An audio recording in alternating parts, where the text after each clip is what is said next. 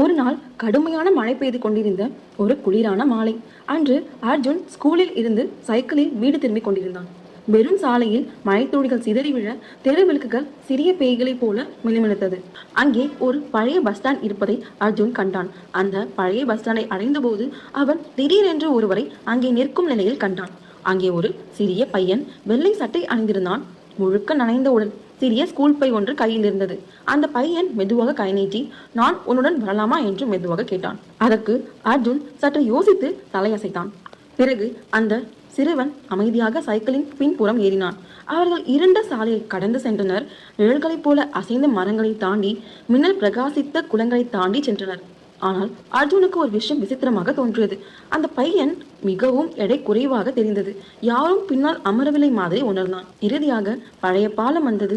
அவர்கள் பாலத்தை கடந்து முடித்த உடன் அர்ஜுனுக்கு பின்னால் இருந்த எடை மறைந்தது போல உணர்ந்தான்.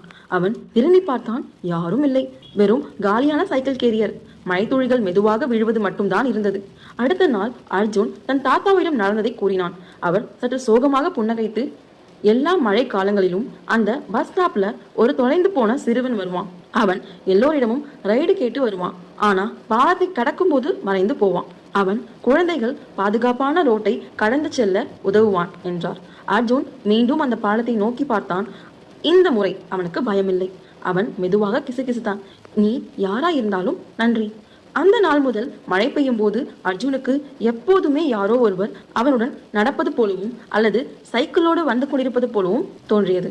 இந்த வீடியோ பிடிச்சிருந்தா மறக்காம லைக் பண்ணுங்க, கமெண்ட் பண்ணுங்க, ஷேர் பண்ணுங்க. இது போன்று மேலும் வீடியோக்கள் பார்க்கணும்னா மறக்காம சப்ஸ்கிரைப் பண்ணிக்கோங்க. இந்த வீடியோ பார்த்ததுக்கு நன்றி.